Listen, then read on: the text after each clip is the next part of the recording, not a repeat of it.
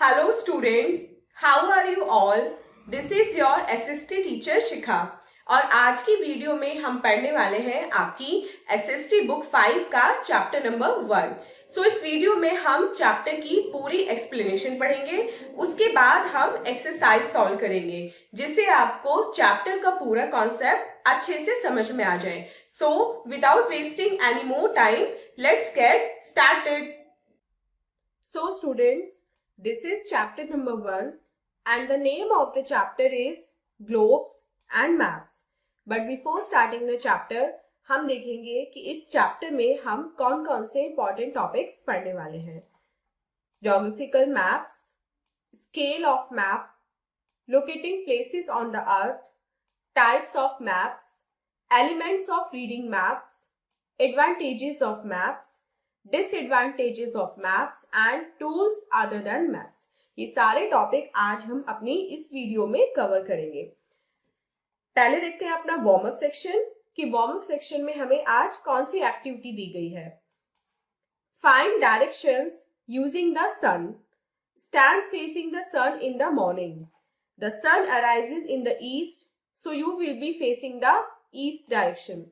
Now find the other directions. अब आपको सन की हेल्प से डायरेक्शंस फाइंड आउट करनी है। इस एक्टिविटी में आपको मॉर्निंग में सुबह राइजिंग सन की तरफ अपना मुंह करके खड़ा होना है। तो राइजिंग सन किस डायरेक्शन में होता है? ईस्ट डायरेक्शन में। सो मतलब आपका जो फेस है वो ईस्ट डायरेक्शन में है।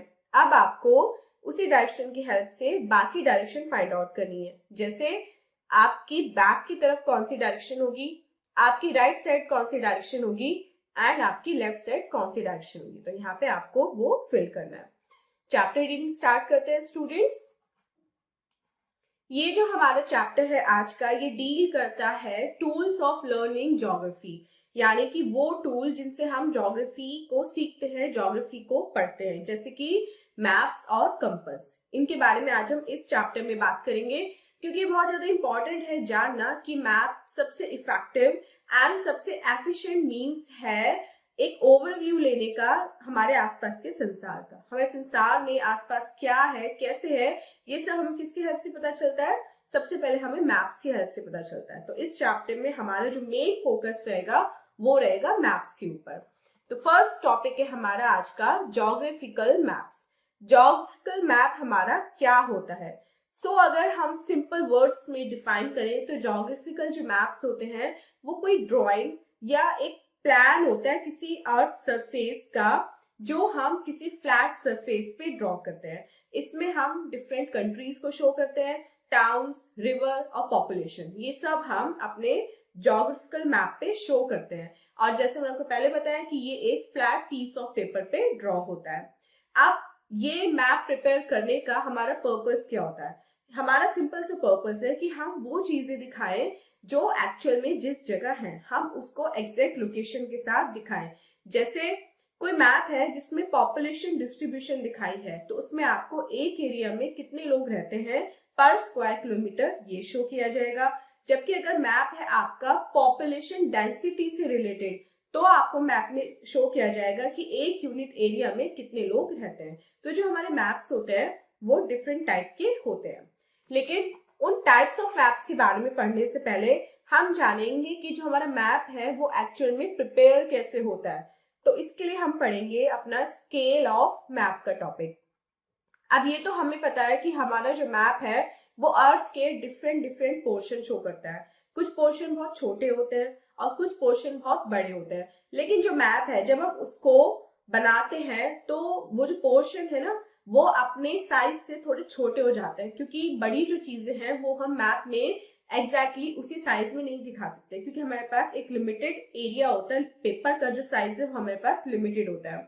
तो इसी डिफिकल्टी को ओवरकम करने के लिए हमने क्या किया, हमने मैप्स पे स्केल ड्रॉ करने शुरू कर दिए। अब जो मैप का स्केल है वो क्या है?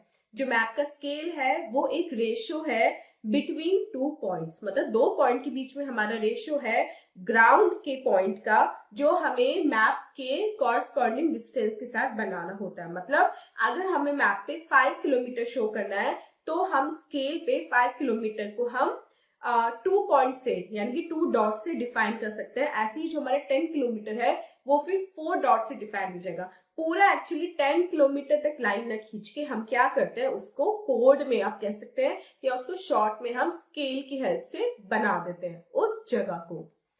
अब इसके लिए हम अपना रिप्रेजेंटेटिव फ्रैक्शन यानी कि आरएफ का यूज करते हैं। अब ये आरएफ क्या है? जब भी हमें मैप को ड्रॉ करना होता है या किसी भी गिवन मैप को रीड करना होता है तो हम स्केल का यूज करते हैं, जिसको हम आरएफ के थ्रू शो करते हैं। तो आरएफ एक मेजरमेंट यूनिट होती है जिसमें जो डिस्टेंस होता है वो सेम होता है, किस पे? ग्राउंड पे, मतलब एक्चुअल में और पेपर पे, लेकिन उसको हमें कन्वर्ट करना पड़ता है और यूजुअली हम इसको रेशियो में एक्सप्रेस करते हैं। जैसे अगर एक एग्जांपल की बात करें, 1:1 lakh is a RF where 1 centimeter equals to 1 lakh centimeter। अब अगर आपको 1 लाख सेंटीमीटर शो करना है तो आप मैप पे नहीं कर पाएंगे, तो इसलिए आप क्या करते हैं, आरएफ के थ्रू आप उसको 1 सेंटीमीटर काउंट कर लेते हैं। ऐसे अगर 2 सेंटीमीटर होगा तो वो 2 लाख होगा एक्चुअल में। तो ये हम कहीं ऊपर मैप पे लिख देते हैं कि भाई ये जो हमारी 1 सेंटीमीटर है इसको एक्चुअल में 1 लाख सेंटीमीटर मानना। तो जो मैप रीडर्स होते हैं वो उसी के अकॉर्डिंग फिर अपना जो कैलकुलेशन है वो कर लेते हैं और इसी आरएफ के अकॉर्डिंग ही जो डिस्टेंस है वो कैलकुलेट कर लिया जाता है। Next topic is locating places on the earth. अब अर्थ पे प्लेस हमें कैसे लोकेट करना है, मतलब हमें कैसे पता चलता है कि हमें उस प्लेस को ढूंढने के लिए अपना ईस्ट डायरेक्शन में जाना है या वेस्ट डायरेक्शन में जाना है, ये हमें कैसे पता चलता है? तो हमने क्या करा, एक इमेजिनरी ग्रिड बनाई, मतलब एक काल्पनिक एक लाइन बनाई जो अर्थ के डिफरेंट लोकेशंस को पिन पॉइंट करती है। अब इस ग्रिड की हेल्प से, ये जो इमेजिनरी ग्रिड है इसकी हेल्प से ही हम अपनी अर्थ के डिफरेंट प्लेसेस को लोकेट करते हैं और इस इमेजिनरी ग्रिड को ही कहा जाता है parallel of latitude and meridian of longitude. अभी क्या है parallel of latitude and meridian of longitude? तो लैटिट्यूड जो है हमारा वो साउथ और नॉर्थ, इक्वेटर के साउथ और नॉर्थ में जो प्लेसेस होते हैं उनको डिग्रीज में कैलकुलेट करता है, ठीक है। इसके लिए हम नॉर्थ के लिए एन यूज करते हैं, एन अल्फाबेट, एंड साउथ के लिए हम एस अल्फाबेट का यूज करते हैं। लॉन्गिट्यूड जो है वो मेजर करता है डिस्टेंस ईस्ट और वेस्ट, समझिए। लैटिट्यूड मेजर करता है नॉर्थ और साउथ और जो लॉन्गिट्यूड होता है वो मेजर करता है ईस्ट एंड वेस्ट, और इसको भी हम ई एंड डब्ल्यू यानी कि ईस्ट एंड वेस्ट की हेल्प से, इन अल्फाबेट की हेल्प से रिप्रेजेंट करते हैं। सपोज हमें दिल्ली की लोकेशन अर्थ पे फाइंड आउट करनी है, तो हम कैसे करेंगे, हम दिल्ली इक्वेटर के हिसाब से दिल्ली का पहले लैटिट्यूड ढूंढेंगे। तो दिल्ली का लैटिट्यूड सपोज 28.61 डिग्री है एंड उसका लॉन्गिट्यूड है 77.23 डिग्री। तो ये दोनों चीजें अगर हमें पता होंगी तो हम दिल्ली की लोकेशन को इजीली फाइंड आउट कर सकते हैं। सो जो लैटिट्यूड है वो north and south direction find out करता है एंड जो लॉन्गिट्यूड है वो हमारा east and west direction find out करता है। Next topic is symbols and shades. Symbols and shades का क्या यूज होता है हमारे मैप में? जब भी हम सिंपल कोडिंग सिस्टम से कोई भी फीचर मैप पे रिप्रेजेंट करते हैं तो हमें उसे कलर के साथ शो करना होता है, क्योंकि कन्वेंशनल सिंबल्स के अलावा कलर्स और शेड्स जो हैं वो भी सर्टेन फीचर्स दिखाते हैं। जैसे अगर हमें कहीं मैप पे वाटर बॉडी दिखानी हो तो हम ब्लू कलर का यूज करते हैं, और यही सिंबल्स, कलर्स और शेड्स को हम आगे जो हमारी आने वाली क्लासेस है उनमें भी पढ़ेंगे। लेकिन फिलहाल आपके लिए जानना जरूरी है कि मैप पे पेंसिल ड्रॉइंग या पेन ड्रॉइंग के अलावा हमें contour lines and shades and colours का भी यूज करना पड़ता है डिफरेंट लैंड फॉर्म्स को दिखाने के लिए। Next topic is types of maps. अब जो मैप्स है हमारे उनको ना हम 2 बेसिस पे क्लासिफाई कर सकते हैं। जैसे पहला बेसिस है हमारा स्केल एंड सेकंड बेसिस है हमारा फीचर। तो सबसे पहले पढ़ते हैं कि जब हम मैप को स्केल के बेसिस पे क्लासिफाई करते हैं तो कितने टाइप के होते हैं। So on the basis of the scale maps are of 2 types, that is small scale maps and large scale map.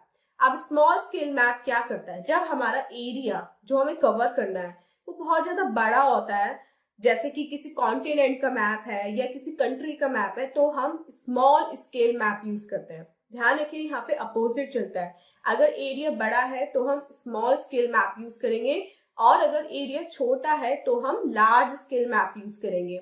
तो स्मॉल स्केल मैप की अगर हम बात करें तो इसमें हमारा जो स्केल होता है वो RF यानी कि 1:1 या 10 लाख होता है, जिसको हम 1:1 लाख भी बोल सकते हैं। मतलब यहाँ पे 1 लाख या 10 लाख या 1 करोड़ जो यूनिट है उसको हम 1 से रिप्रेजेंट करते हैं, और ऐसे जो मैप हैं वो लेस डिटेल शो करते हैं। ठीक, नेक्स्ट है हमारा लार्ज स्केल मैप। जो एरिया बहुत छोटे होते हैं, मतलब जो हमें कवर करना है मैप पे एरिया, अगर वो छोटा है तो उसके लिए हम लार्ज स्केल मैप यूज करेंगे, और इनका स्केल होता है 1:50,000 या 1:25,000 का, और ये मोर डिटेल शो करते हैं।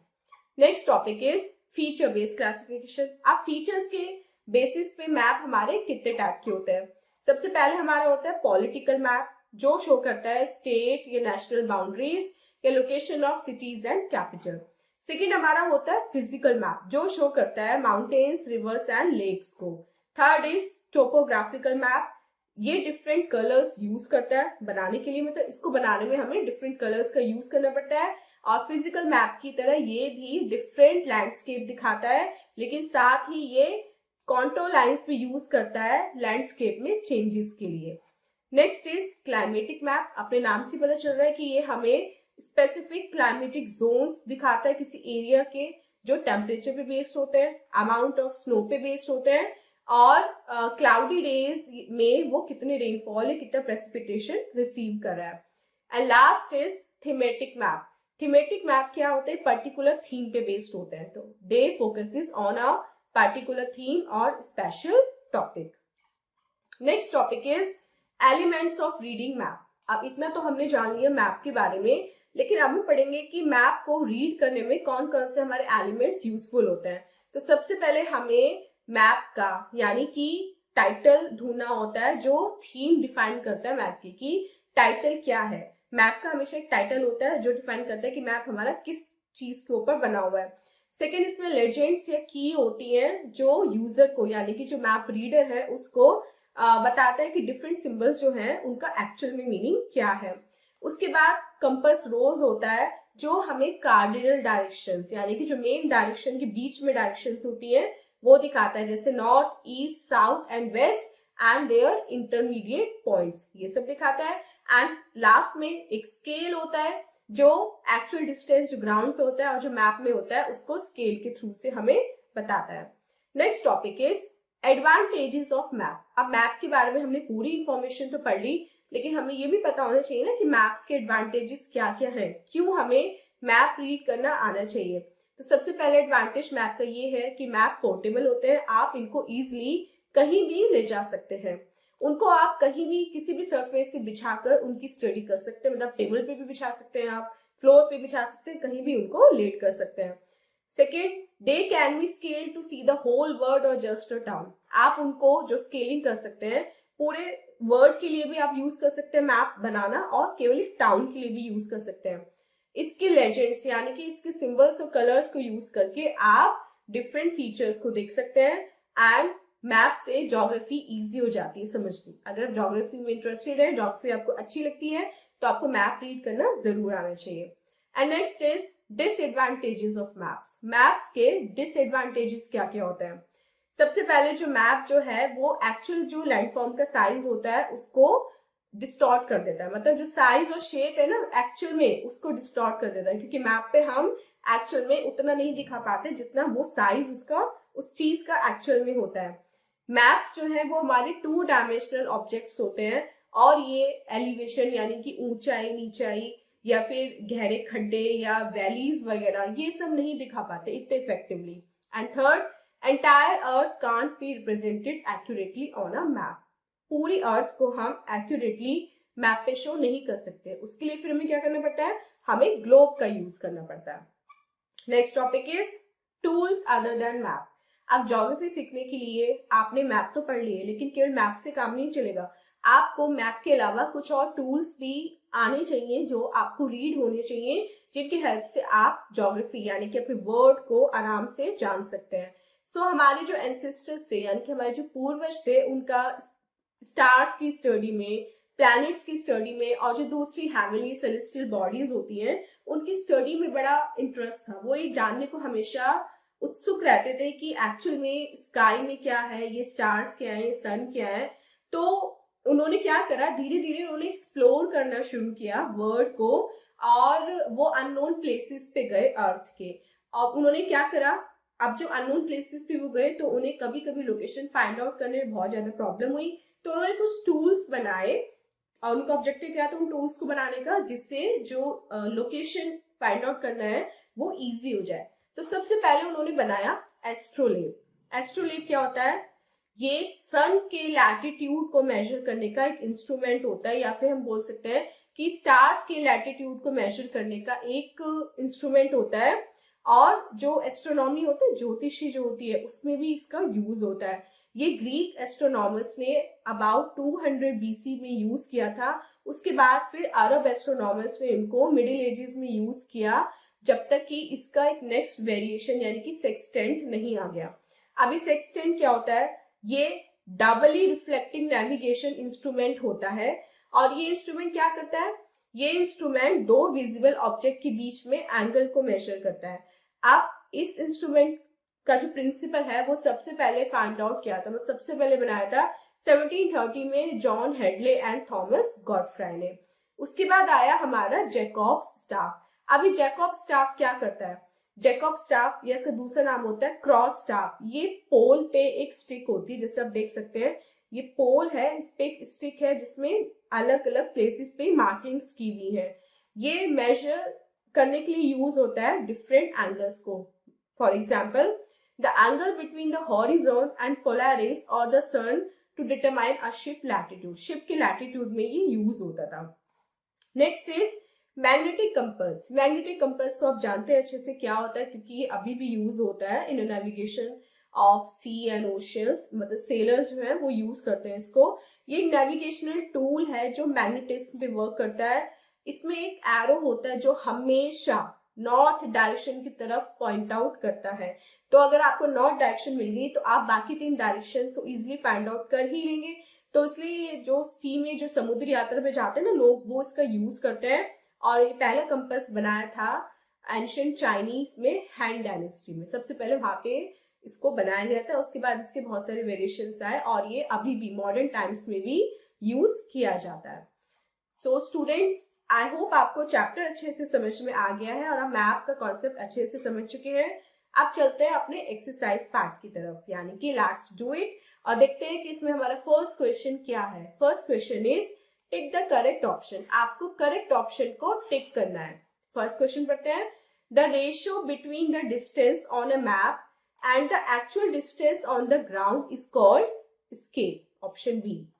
Question number 2, a small scale map shows. जो स्मॉल स्केल मैप होते हैं वो क्या दिखाते हैं, डिटेल लेस दिखाते हैं वो।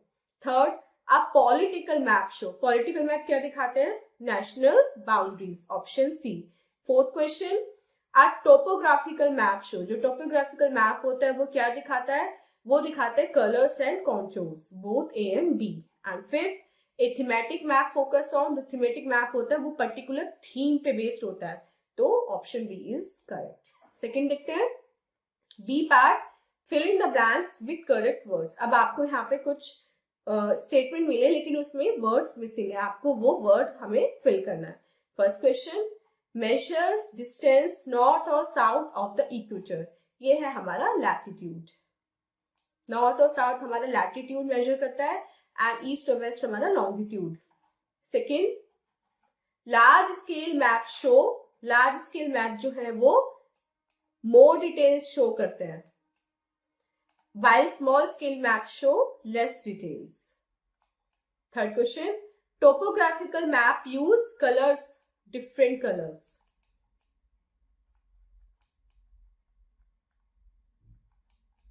Fourth question, maps focus on particular themes, thematic maps.